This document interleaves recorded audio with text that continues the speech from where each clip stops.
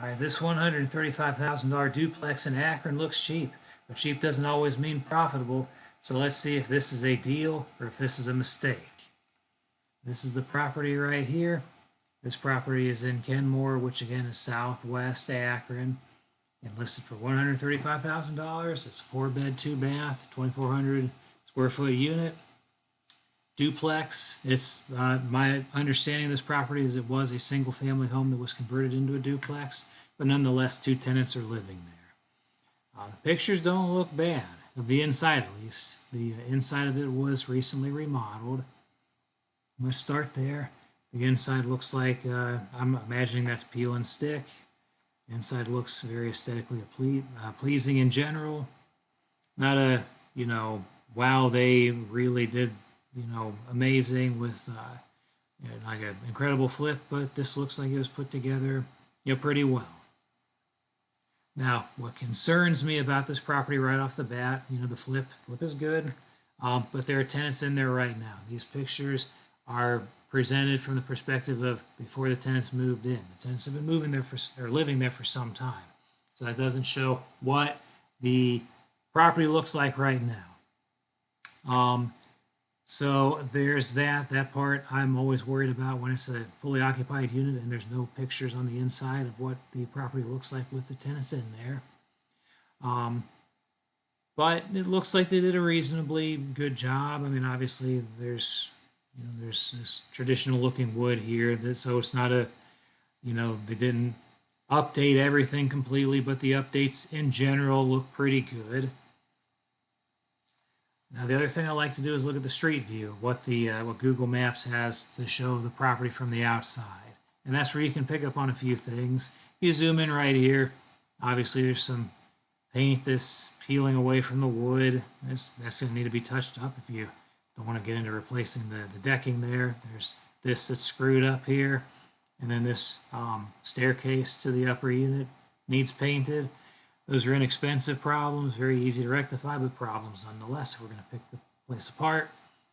This is right off of Kenmore Boulevard. So if you go down this direction, we'll get to Kenmore Boulevard. Kenmore Boulevard, there's a lot of warehouses. I don't really love this section right here. But once you get off into the side streets, you can get into some decent neighborhoods. And if you go this direction, up towards 29th Street, most of the houses that we're going to see look like they're kept up reasonably well. So the neighborhood itself,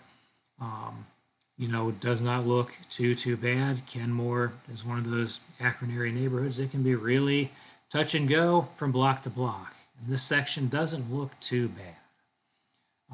So that's definitely a positive. Kenmore, again, can be unpredictable, can vary a lot from block to block. Nice ample parking right here, which is good.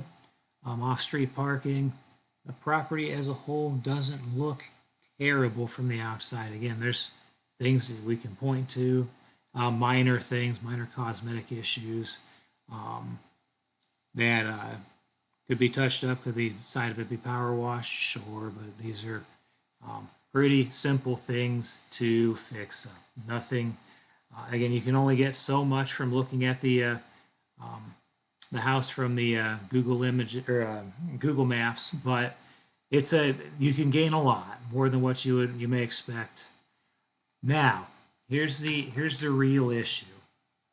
The place is fully occupied, which is wonderful. It's renting at $1,800 a month, so $900 and $900, which is reasonable.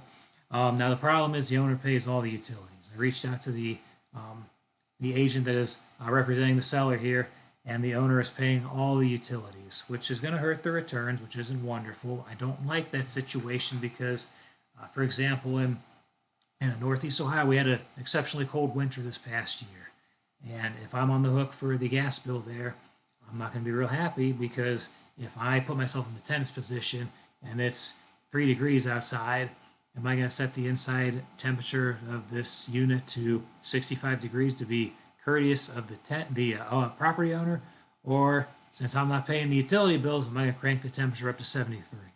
Probably the latter. Now, the leases expire, I believe, in according to what the listing agent said, October and November.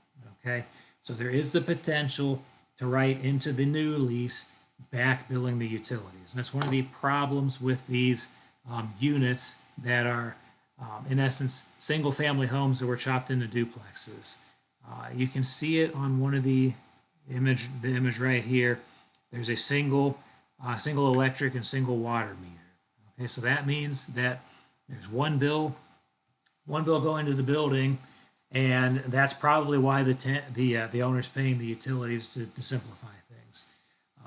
Now, what I do with the two properties that I own, the Summit County requires that the water bill stays in the property owner's name. What you can do is write into the lease that you're going to back bill the tenant for water. So if their rent is $1,000, and then the water bill for the month of May is $75, their rent is $1,075. They're just paying you retroactively. Here's the math with this property. The raw cash on cash returns, cash on cash return meaning the rental income over the cost of the property, as it is with an estimated $350 for utilities for the whole entire building, which is what the listing agent said was a rough average. That puts the cash on cash return at 12.8%, which isn't bad for the area. However, when you adjust that to put the utilities out of the property owner's responsibility, it goes up to 16%, which is a whole lot better. Is the property a good deal or a bad deal as is? I'd say it's not bad. Okay, is there room for improvement? Certainly. And I would love to see the room for improvement because of the variability neighborhood to neighborhood in Kenmore. Obviously you have to account for in these kinds of situations, the damage that, for lack of a better term, that's going to happen to the property. As much as you try to screen the tenant pool to get good people in, there's going to be damage that's going to need to be fixed up from time to time.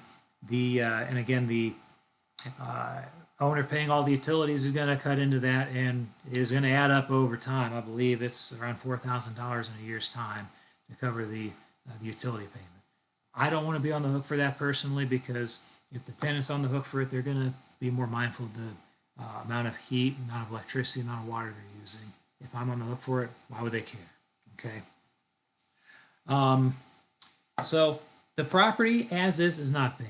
If the price never changes and you have to pay for the utilities, it's not great, but not horrible.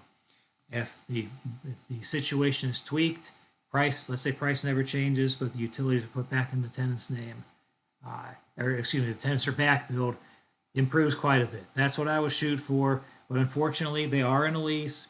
The lease is going to obviously dictate that you can't change that till October and November. But once that rolls around, I would for sure change that.